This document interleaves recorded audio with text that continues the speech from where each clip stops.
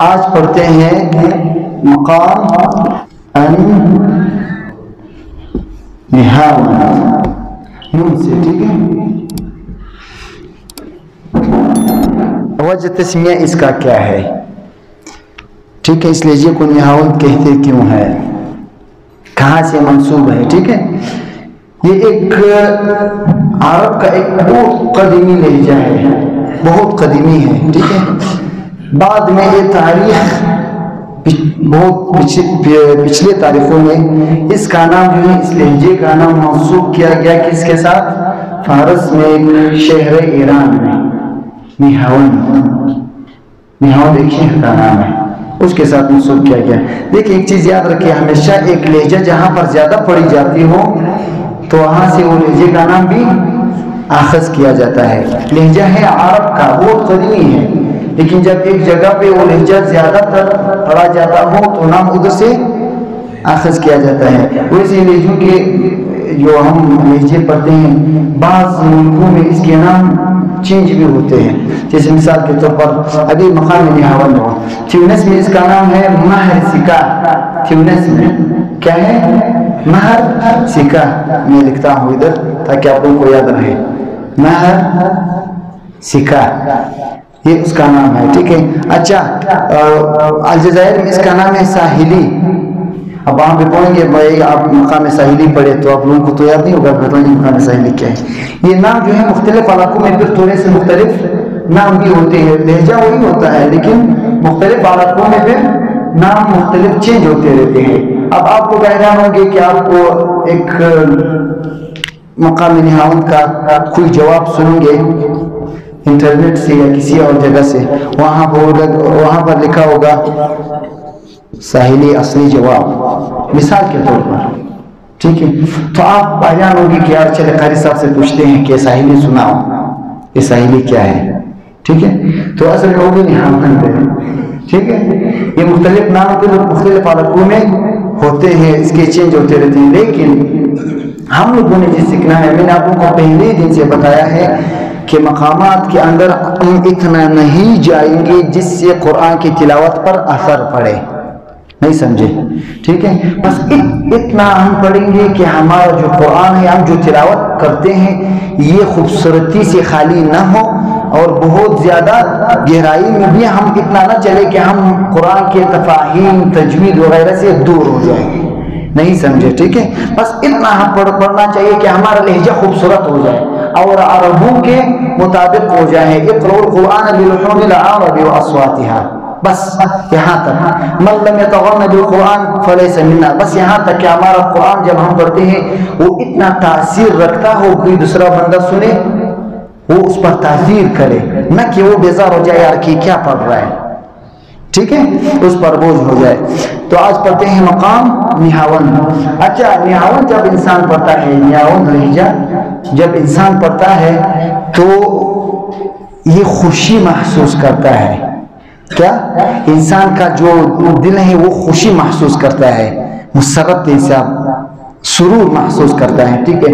اس میں ایک اور خوبی بھی ہے، اگر کوئی انسان غمگین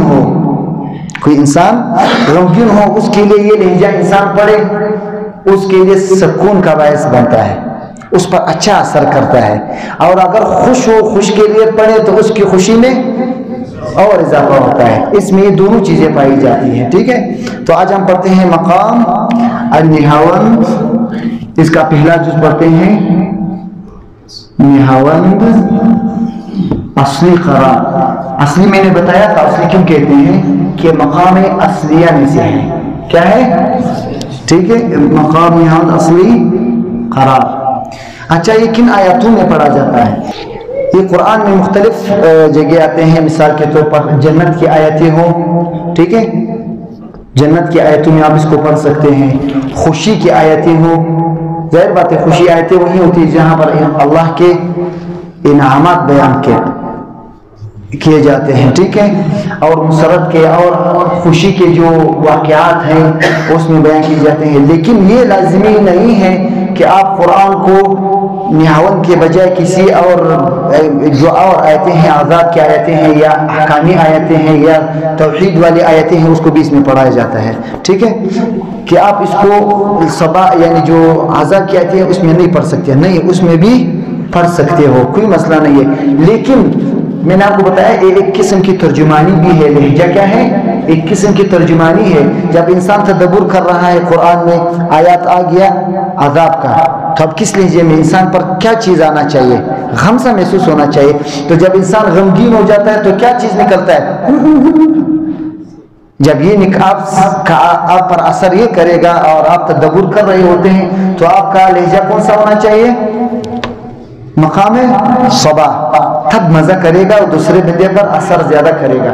اور جب خوشی کی آیات آ جائے، جنت کی آیتیں آ جائے، تو اس کو پھر کس آیت لہجے میں پڑھا جائے؟ پھر آپ کو خوش ہونا چاہیے کہ اللہ کے انعامات ہے، بھائی جنت ہے، ٹھیک ہے، پھر انسان تھوڑا سا طبیعت میں خوش ہو جاتا ہے تو پھر خوشی محسوس کرنا چاہیے۔ جب انسان خوش ہو جاتا ہے تو اس کا لہجہ پھر کیا ہونا چاہیے؟ اب نحاول میں پڑھیں گے۔ نحاول مقام اکثر جو قرآن حضرات پڑھتے ہیں، بڑے شیوخ پڑھتے ہیں، ٹھیک ہے، مقام صبا کے بعد زیادہ تر پڑھتے ہیں، اور یہ قدرتی آپ پورے قرآن میں دیکھ لیں، جہاں پر آزاد کی آیتیں آئی ہوں، جہاں پر آزاد کی آیتیں آئی ہوں، اس کے بعد فوراً انعامات اور جنت کی آیتیں آتی ہیں، نہیں سمجھے؟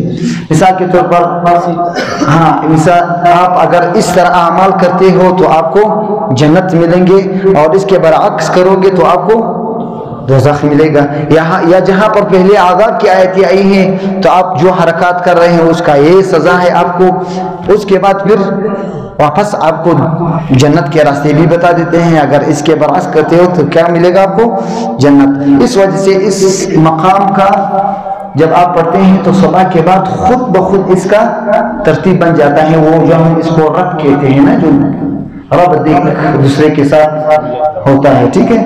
تو مقام نحاون سب سے بہترین کس مقام کے بعد پڑھا جا سکتا ہے؟ مقام صبا کے بعد، ٹھیک ہے۔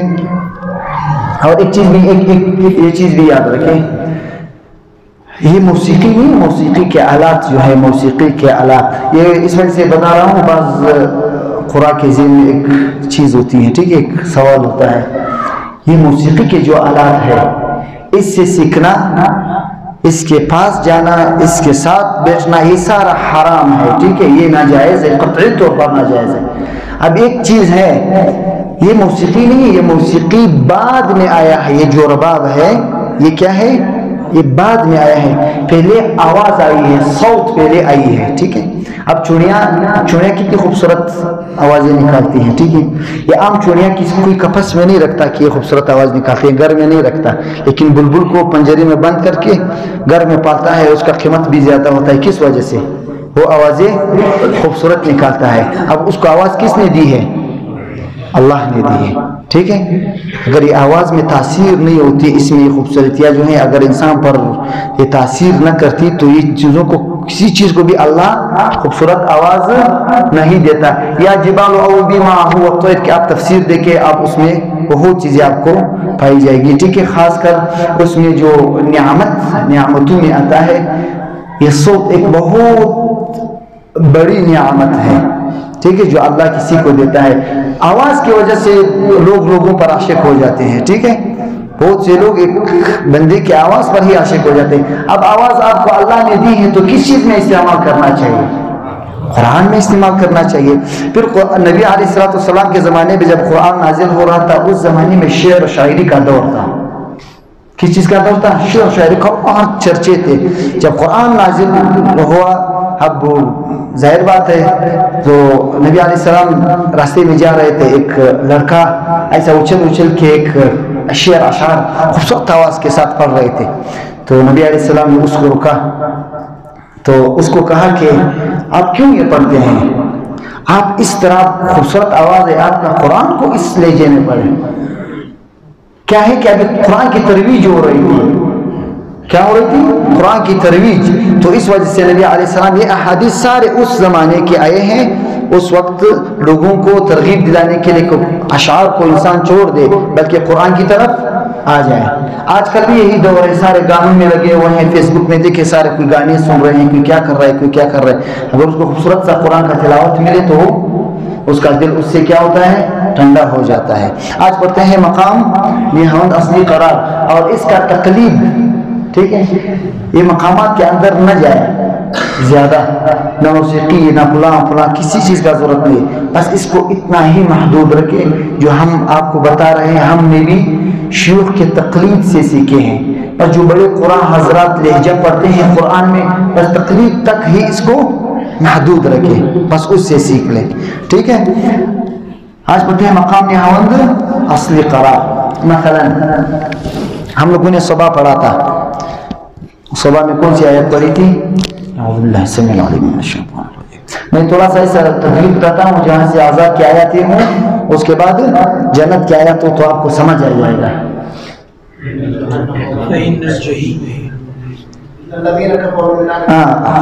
مثلا دیکھیں, اعوذ باللہ من الشیطان الرجیم, میں پہلے صبح پڑھتا ہوں, ٹھیک ہے, صبح پڑھتا ہوں, پھر وہ بعد بھی پڑھتے ہیں, ٹھیک ہے. اب میں صبح کو پڑھوں گا پھر نہاوند پڑھوں گا, ٹھیک ہے. اس کے صبح کے بعد نہاوند کس طرح بنتا ہے؟ مثلا پہلے کفار کا ذکر کرتے ہیں اس میں صبح لہجے میں. اعوذ باللہ من الشیطان الرجیم. ان الذين كفروا من اهل الكتاب والمشركين في نار جهنم. پڑھ لیں.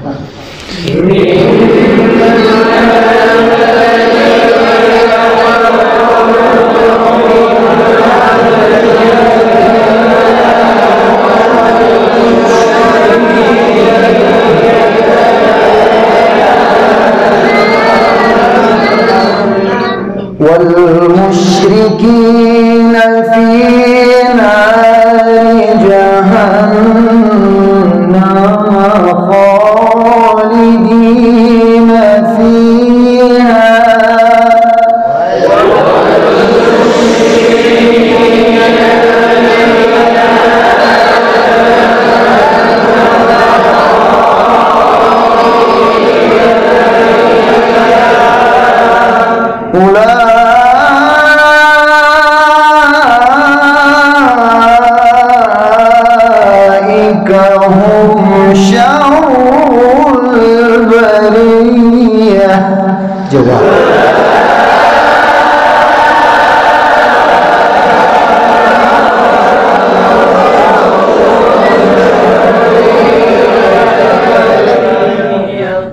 اب کیا پڑھیں گے؟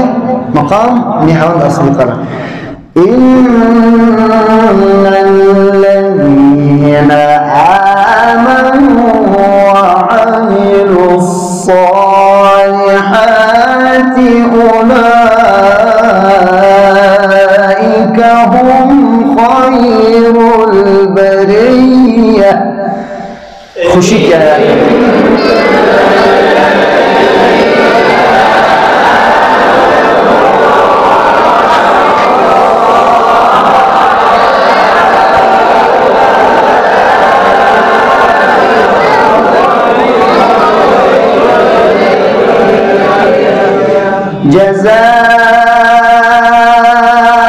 جزاؤهم عند ربهم جنات عدن تجري من تحتها الأنهار.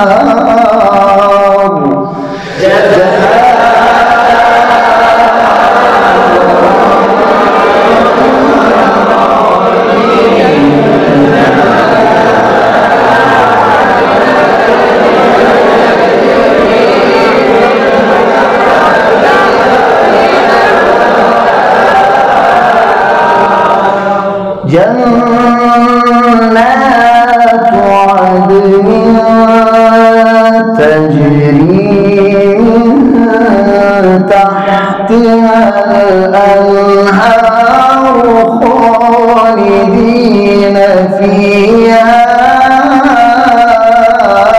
أبدا.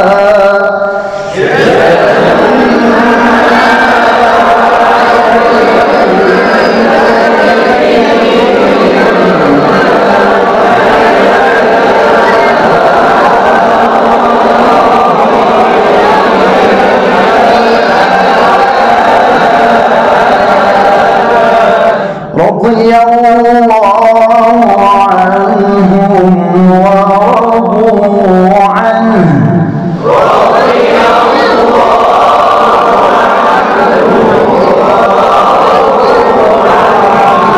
ذلك لمن خشي ربه.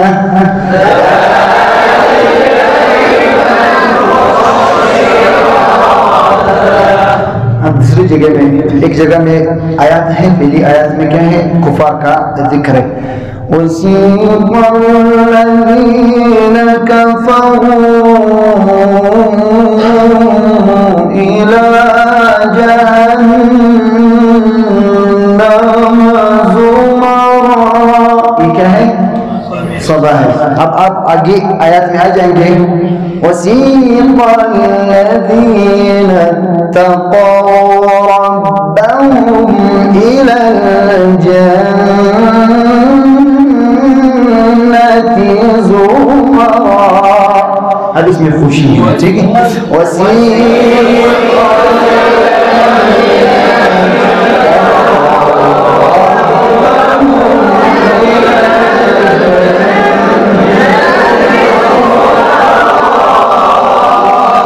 حتى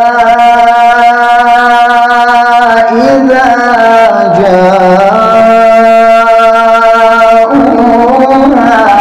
وفتحت أبوابها وقال لهم خزنتها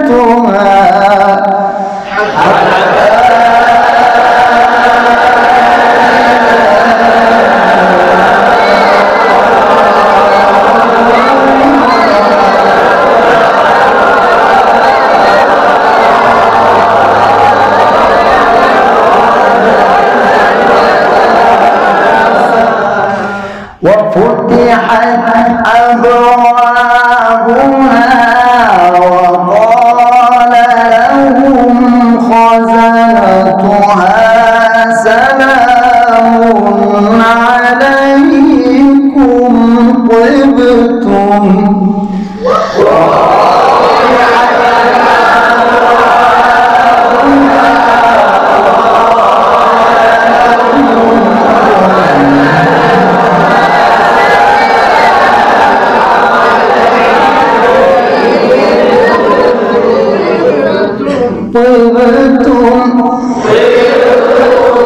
سلام عليكم طبتم فادخلوها خالدين.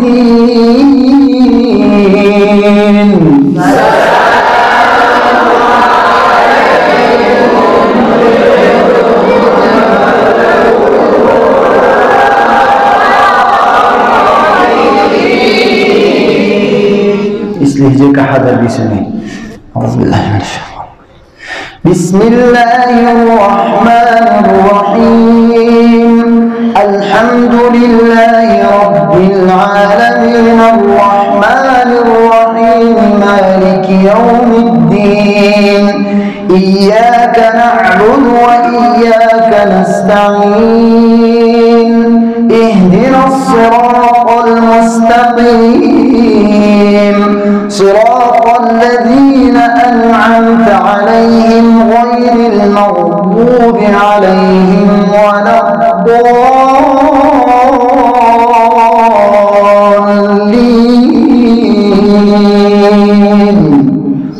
صدق الله العظيم. ٹھیک ہے.